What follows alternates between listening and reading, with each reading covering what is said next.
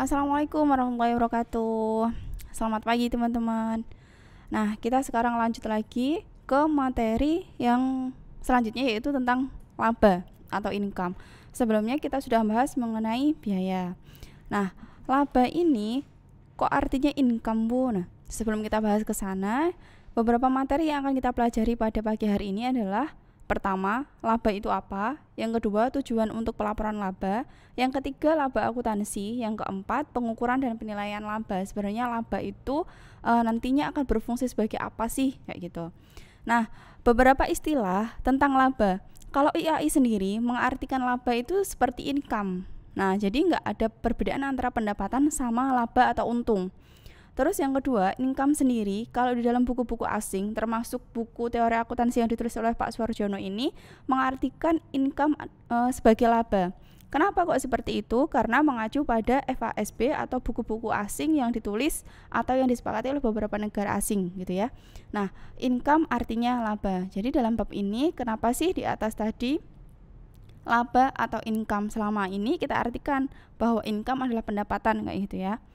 Nah, jadi di materi kita sepakati bahwa laba artinya adalah income. Income artinya adalah laba. Jadi kalau kita nyebutin income nanti artinya adalah laba, bukan pendapatan gitu ya.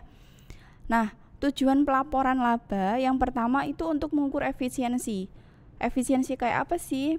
Kita itu punya 5 laporan keuangan. Laporan keuangan itu ada 5 jenis. Bukan 5 jenis ya. Susunan laporan keuangan itu ada 5. Yang pertama kan ada neraca. Neraca kan berarti melihat posisi laporan keuangan itu ada di mana, atau kinerja perusahaan dilihat dari mana, itu dari laba rugi. Nah, di sini pelaporan laba atau laporan laba atau informasi mengenai laba berarti menunjukkan kinerja perusahaan itu sebagus apa. Kalau misalnya labanya sekian, berarti kinerjanya seperti apa. Kalau misalnya terjadi rugi, berarti kinerjanya seperti apa. Nah, pengukuran. Kenapa sih kok disebut sebagai pengukuran? Karena di sini nggak bisa diakui sebagai kepastian atau tingkat efisiensi yang akurat, tapi hanya prediksi bahwa kinerjanya itu efisien, tidak efisien, kayak gitu. Kenapa sih kok seperti itu? Karena laporan keuangan yang disusun atau laba yang dihitung itu berdasarkan biaya masa lalu atau transaksi di masa lalu, atau berdasarkan pendapatan di masa lalu, gitu kan? Karena biaya masa lalu, maka kita dapat laba sekarang. Nah, laba yang kita dapatkan sekarang itu bukan real dari harga saat ini, tapi dari harga-harga masa lalu, gitu. Nah, tujuan pelaporan yang kedua, pengukuran kinerja entitas dan manajemen, kinerjanya perusahaan. Terus dasar penentuan pajak, seperti kita buat dalam laporan keuangan, laba rugi, kita punya laba kotor. Terus laba bersih sebelum pajak, baru ada laba bersih setelah pajak. Sarana alokasi sumber ekonomi, penentuan tarif jasa publik, kalau misalnya kita menentukan CSR dan lain-lain, sebagai basis kompensasi kalau misalnya kinerjanya bagus nih, labanya tinggi, sehingga manajer perlu dikasih kompensasi atau perlu dikasih bonus kayak gitu. Terus laba akuntansi, laba yang didefinisikan sebagai selisih pendapatan dan biaya yang diukur dan disajikan atas dasar prinsip akuntansi berterima umum. Nah, Bu, padahal kita di laporan laba rugi itu kan pendapatan dikurangi beban, Bu. Nah, seperti materi sebelumnya, asumsinya itu perusahaan atau kita sendiri nggak akan pernah bisa menghasilkan sesuatu kalau sebelumnya belum ada pengorbanan. Nah, pengorbanan di sini diartikan sebagai biaya. Kita nggak akan pernah mendapat penghasilan kalau sebelumnya belum mengeluarkan biaya.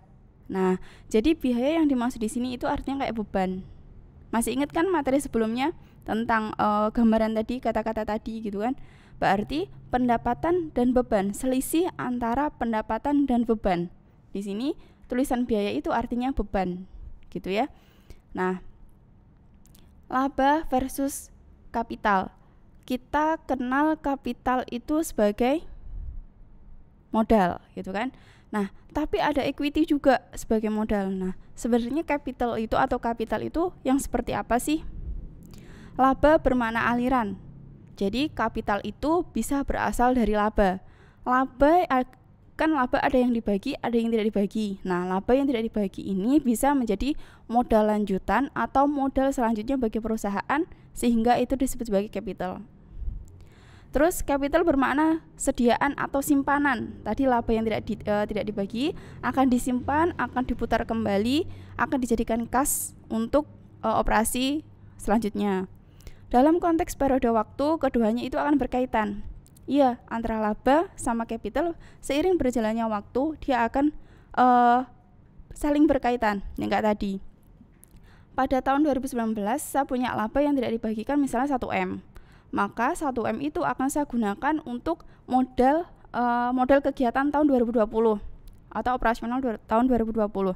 Maka 1M tadi kan akan menjadi kas atau mungkin uangnya akan saya alirkan, akan saya gunakan untuk beli barang, beli peralatan, beli bahan baku dan lain-lain. Maka itu akan menjadi akan menghasilkan kas tadi kan berputar, akan menghasilkan laba. Jadi akan berkaitan terus-menerus.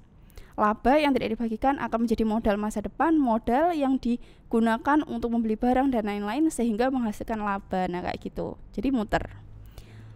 Terus, nah di sini istilah capital diserap sebagai menjadi kapital atau membedakannya dengan modal yang telah digunakan sebagai padan kata equity. Jadi gini. Nah, langsung aja digambar aja ya, bisa langsung jelas. Kapital dalam konteks laba akuntansi. Jadi equity tadi artinya modal, capital juga artinya modal gitu ya. Tapi kalau equity, ekuitas itu adalah modal. Kalau di neraca dia kan sebelah kanan tuh, yang bawah modalnya.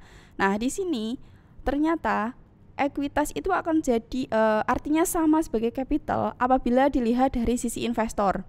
Di sini kita lihat ekuitas atau equity akan sama artinya dengan kapital apabila itu bagi pihak yang mempunyai atau menguasai atas klaim dengan adanya bukti klaim pemegang saham. Jadi investor akan menganggap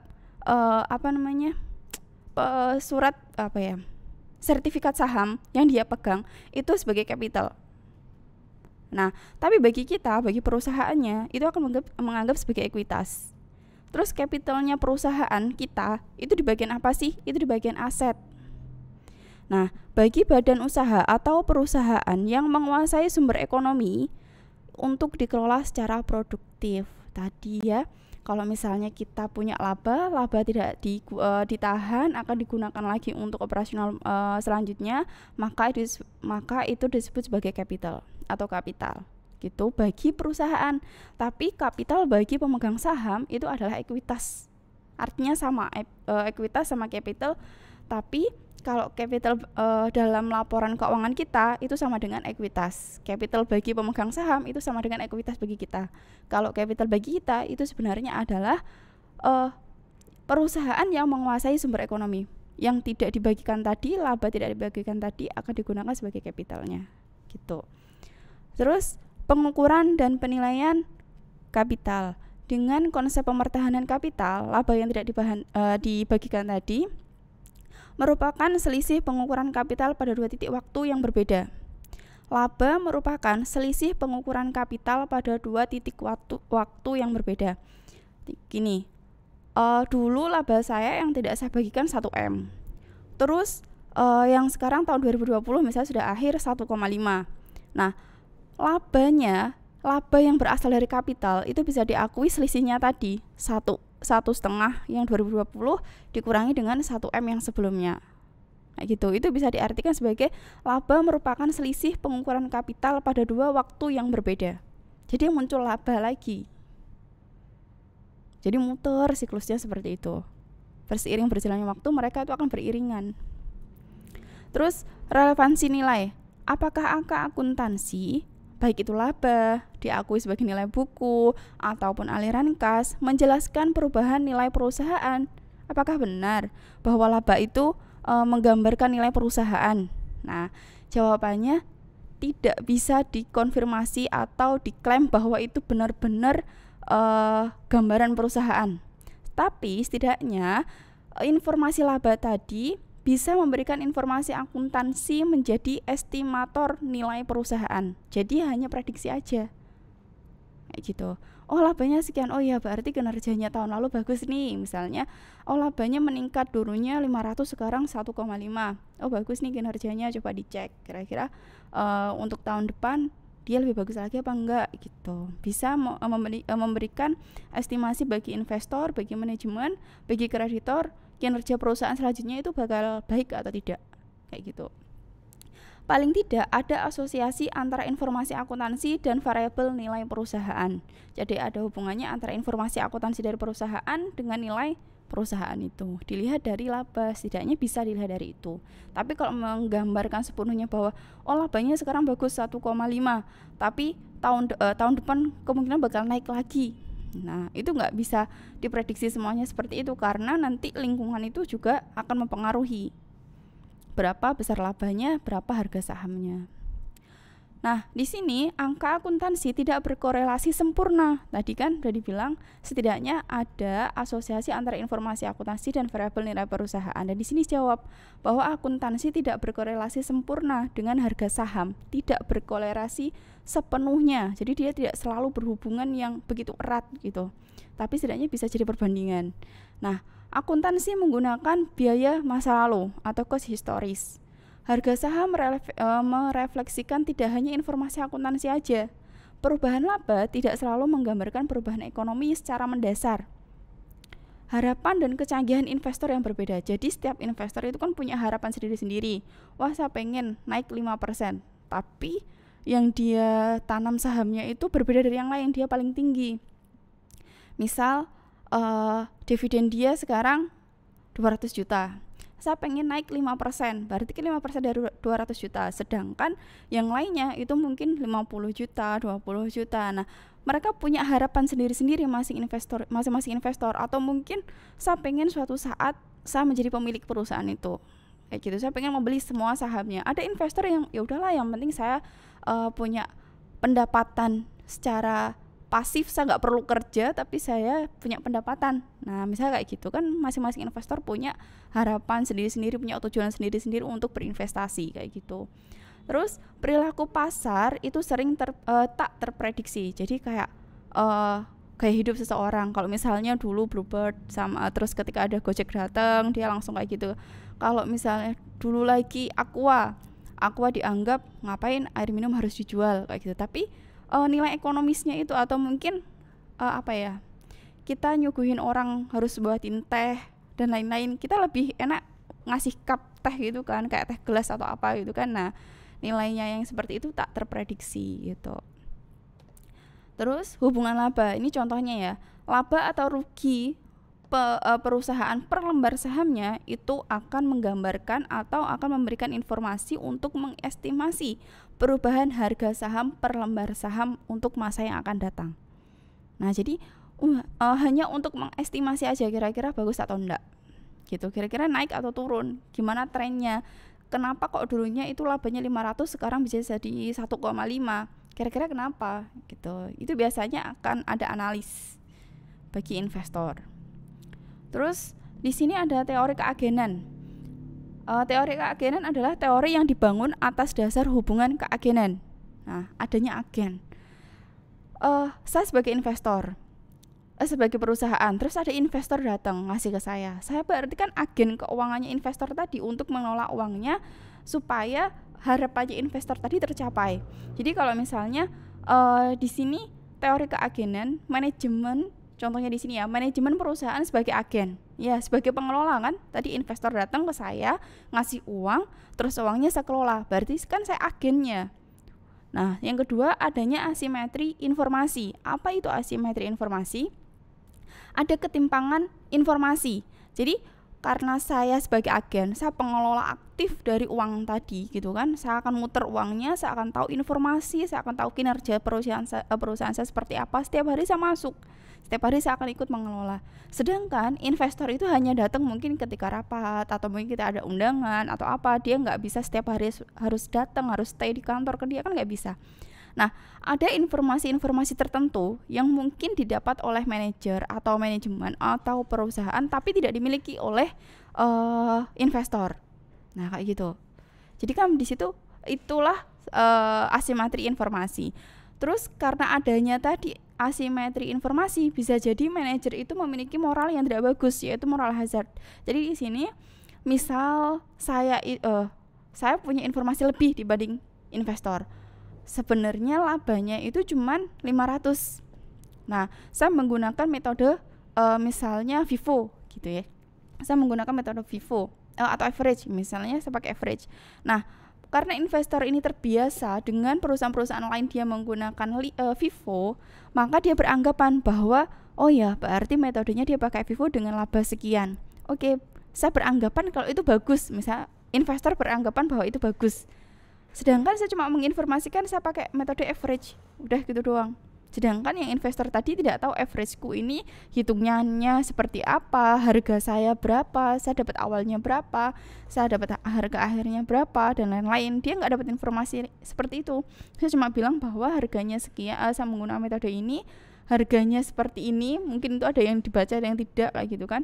Terus atau bisa jadi kalau misalnya saya punya moral yang kurang bagus sebagai perusahaan, saya akan membuat laporan keuangan saya itu menjadi untung padahal rugi. Seperti Enron. Nah, Enron itu kan juga memiliki asimetri informasi. Dia memiliki informasi lebih dibandingkan para investor. Terus moralnya dia kurang bagus, sehingga dia menyusun laporan keuangannya itu sesuai dengan feeling dia. Maksudnya feeling itu bukan semaunya dia, enggak, tapi maksudnya dia menggunakan standar, tapi ada informasi-informasi lain yang dia tutupin. Nah, itulah moral hazard. Jadi memberikan informasi yang mungkin akan merugikan kepada memberikan informasi yang merugikan bagi investor maupun kreditor tadi. Nah, yang terakhir, pengendalian perilaku manajer. Laba dapat digunakan untuk memotivasi perilaku manajer divisi untuk menuju pencapaian tujuan perusahaan secara keseluruhan. Kalau kita teman-teman di sini pernah belajar manajemen strategi nggak ya? Kalau misalnya pernah baca gitu ya, manajemen strategi itu ada gaji manajer itu bisa ditentukan dengan kinerja dia. Jadi kalau misalnya kinerjanya itu bagus, misalnya dia punya gaji pokok 5 juta. Terus kalau misalnya gajinya dia bagus, dia akan Kalau kinerja dia bagus, misalnya labanya tinggi, maka dia akan mendapatkan bonus. Jadi gaji dia itu ada yang variabel, ada yang tetap. Variabel itu berdasarkan bonus kinerja dia, gaji tetapnya adalah gaji yang 5 juta tadi per bulan, misalnya kayak gitu. Nah, itu bisa memotivasi, jadi memberikan pengendalian perilaku. Wah, saya mau kerjanya semaunya aja deh, kayak gitu. Oh iya, saya kan kalau misalnya kerjanya bagus, saya dapat laba, oh iya bakal dapat bonus nih, sekian persen, misalnya kayak gitu. Terus, laba yang relevan dijadikan basis kompensasi, memberikan kompensasi. Keselarasan tujuan yang tercapai, tujuan yang bisa tercapai bila usaha manajer untuk memaksimumkan dirinya juga memaksimumkan kepentingan perusahaan secara keseluruhan. Jadi tadi supaya tidak manajer berperilaku semaunya sendiri, maka ada motivasi lain, yaitu dengan adanya bonus. Tapi bonus ini juga kalau misalnya moralnya si manajer kurang bagus, moralnya perusahaan kurang bagus, bisa terjadi juga moral hazard. Oh iya, kalau saya menunjukkan labanya bagus, maka saya akan dapat bonus nih. Ya udah deh, tak bagus-bagusin, misalnya kayak gitu. Nah, jadi balik lagi perlu diingat ya, laba di sini itu adalah diakui sebagai income. Karena apa? Kalau IAI sendiri mengartikan laba itu sama dengan income, jadi nggak ada perbedaan antara laba sama untung, pendapatan sama keuntungan. Jadi, tapi kalau FASB membedakan bahwa income di sini adalah laba, gitu ya. Nah, terus biaya, tadi selisih laba adalah selisih antara pendapatan dengan biaya. Perlu diingat lagi bahwa biaya yang kita artikan di sini adalah beban.